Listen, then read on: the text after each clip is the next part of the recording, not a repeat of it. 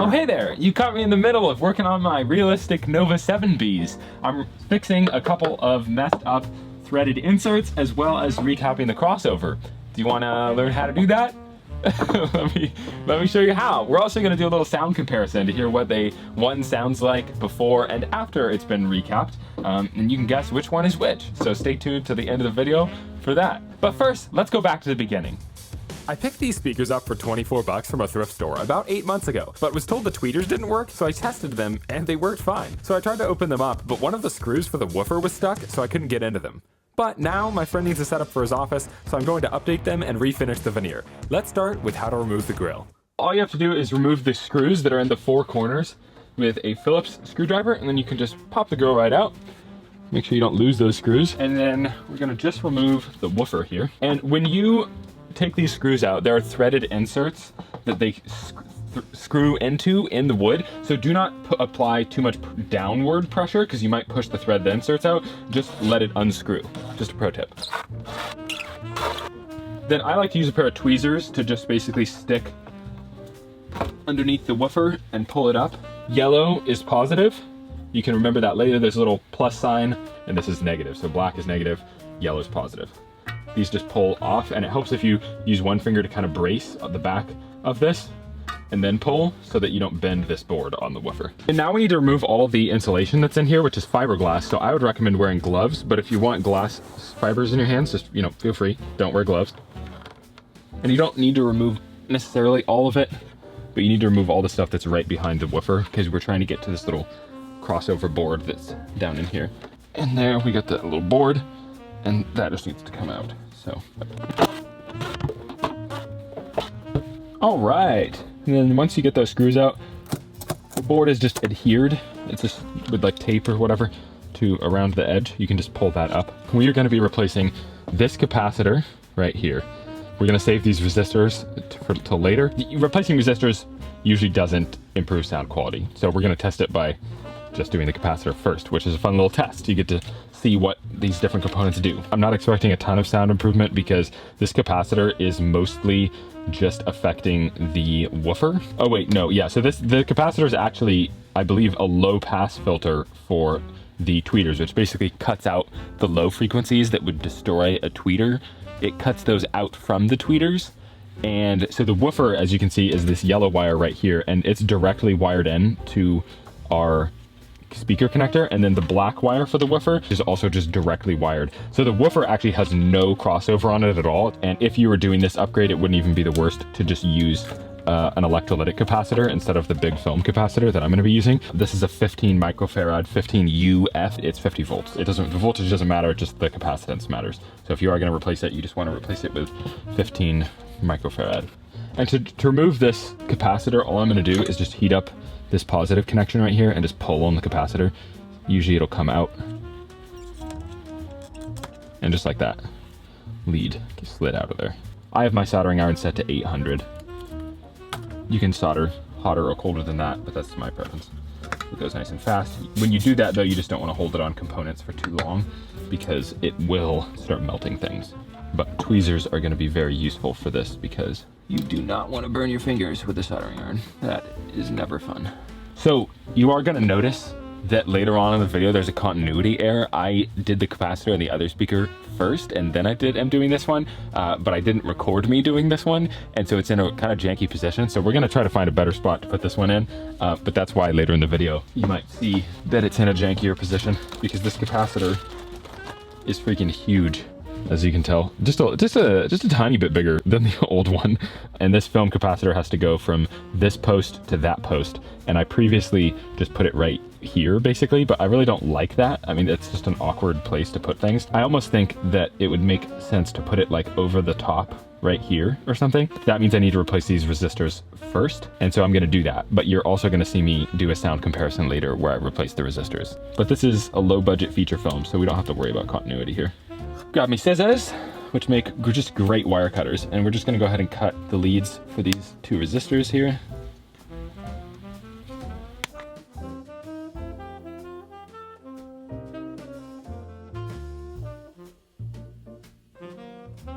Epic. Now we can just roll these resistors off.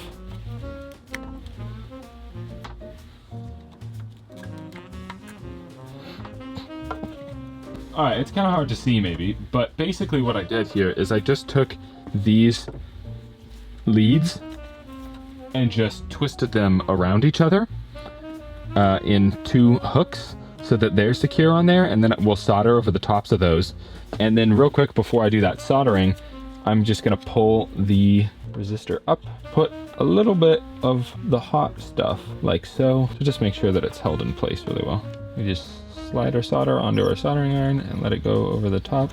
So ideally you want to do this with really good ventilation where the air is moving around. I have a vent fan, but I just have it off right now so that you can hear what I'm saying. Killing my lungs for you.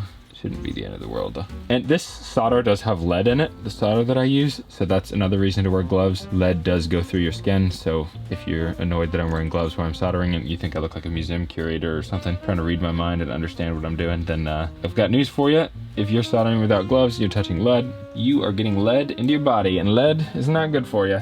So, vent fan. All right, so the next order of business is to get this white wire back on here, which means this inductor wire, this like copper wire, we've got it stuck through our little post here, and we're gonna try and just yoink it a little further maybe, just like that, and then we'll stick this white wire into the post as well, into that little hole. Oh, someone's doing fireworks. It is New Year's Day today, so happy 2024.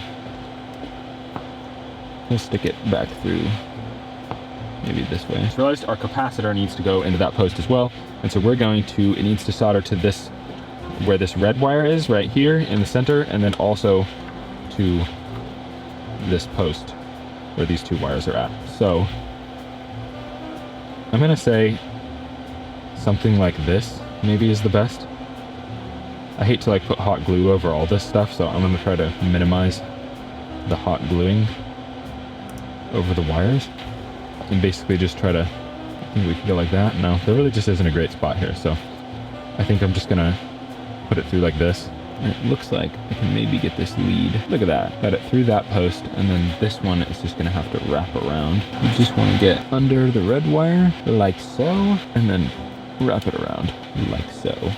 And in this one, we'll go ahead and pull it around as well. This is gonna help secure our inductor wire and white wire, jumper wire, to this post, which is phenomenal. Okay, so now we just need to solder here and we need to solder there, but we also, before that, wanna make sure that we get this secured in nice and well with some nice hot glue. And in most situations, you don't wanna just like cover up a resistor with something like this, you know, like glue a capacitor to a resistor, but these speakers don't have the crazy high power handling, and if somebody's blasting a ton of power through here for hours on end, it's more likely that one of the drivers is going to blow, so it's really not that big of a deal. We're going to just use a lot of solder here. Put a little on the back side, and then we've got our little red connection back here, and voila, fully soldered in place. Ladies and gentlemen, that is an updated crossover on your Nova 7B. Now let's hear what it sounds like when you just replace the capacitor and not the resistors. Even though we just replaced them all, you're about to hear what it sounds like to just replace the resistors, because we're special like that, right? This woofer has been stuck in here because these screw inserts all kind of came loose and the screws were catching on the ends of them. So I'd gotten 3 screws out, but this one was like really stuck in here. And as you can see, the particle board is kind of lifted up there, because what I literally just did is I grabbed a set of tweezers, I braced them against the basket of the woofer, kind of like around the screw, and then used that to pry up on the screw. And I was able to get it out. I am now going to be press fitting these back in there. My plan is to just use a clamp. All right, I'm just gonna throw this clamp on there and just try to line it up so that it's centered, because if it's angled, then the screws aren't going to go in well. I think that's probably about as far in as I'm going to get that. Yeah, there's basically no gap at the back. Now we'll try this one. So now I'm just going to test fit some screws and just basically see how well they go in.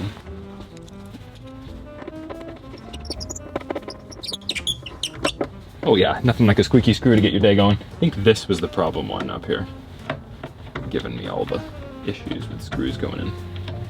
Or the screw was stuck on this one. Yeah, and it's actually spinning that insert still. Because it's spinning the insert, we're gonna have to pull the insert back out, probably just like that, pushed right out of the wood. The way that these work, right, is there's a bigger, part, and all those little spikes are no longer doing what they're supposed to be doing. It's basically just made an entire lip on the inside of the particle board. Let's see if we can put a screw in. Taking those chunks out might have made it less spinful.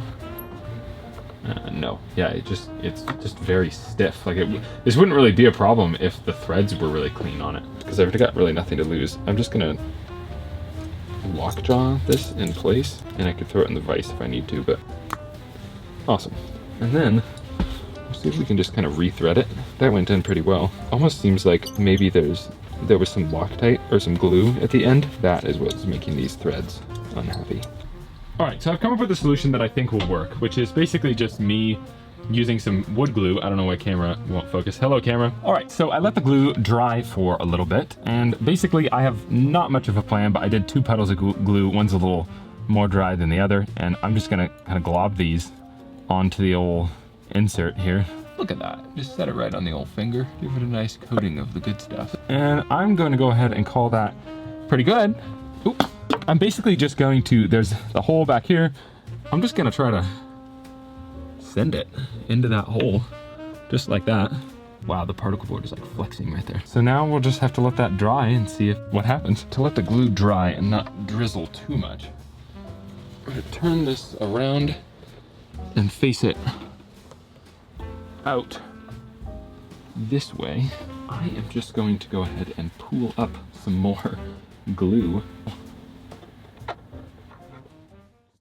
It's a new day, and the glue on the threaded insert has fully dried, and I've been able to put screws in, and it works great. Guess which speaker had that capacitor replaced?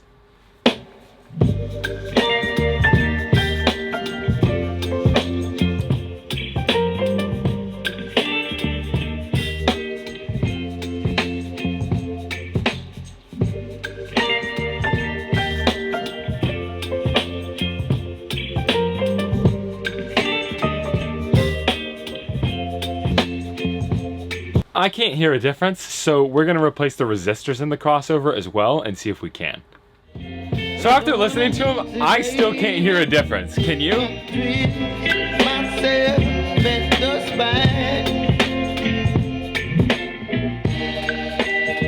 Don't wanna overthink it, baby.